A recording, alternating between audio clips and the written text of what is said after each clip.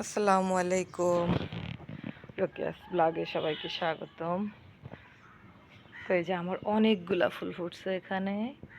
হচ্ছে আর কয়দিন পরই আমার এই ছাদ বাগান ফুলে ফুলে ভরে উঠবে।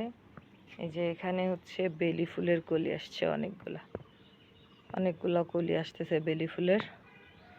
আর এইখানে এই যে আমার ডালিম গাছেও অনেকগুলা প্রায় ভরে গেছে, প্রত্যেকটা ডালের আগাতেই হচ্ছে কলি আছে। তারপরে এই যে এই ফুলগুলা, তারপরে এইখানে জবা ফুলের কলি আসছে। জবা ফুল কয়েকদিন আগে একটা ফুটছে, আবার এই যে 2-3টা কলি আসছে। তারপরে এই যে গাঁদা ফুলের চারাও এখানে উঠছে।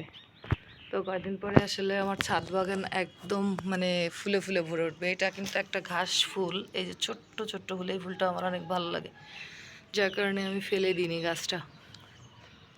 অনেক ভালো লাগে আসলে ছাদে একটু ফুল থাকলে, আসলে বিকালে সকালে এমনিতেই মন ভালো হয়ে যাবে।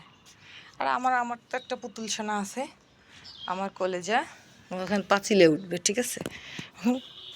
পাঁচিলে ওঠার জন্য খুব খুব করতেছে। এই হলো ওরই, এইখানে উঠে ও বসে বসে কোথায় কি দেখতেছে, কোথায় কি দেখতেছে। তো সবাই হালুমের জন্য দোয়া করবেন, ভালো থাকবেন, আল্লাহ হাফেজ।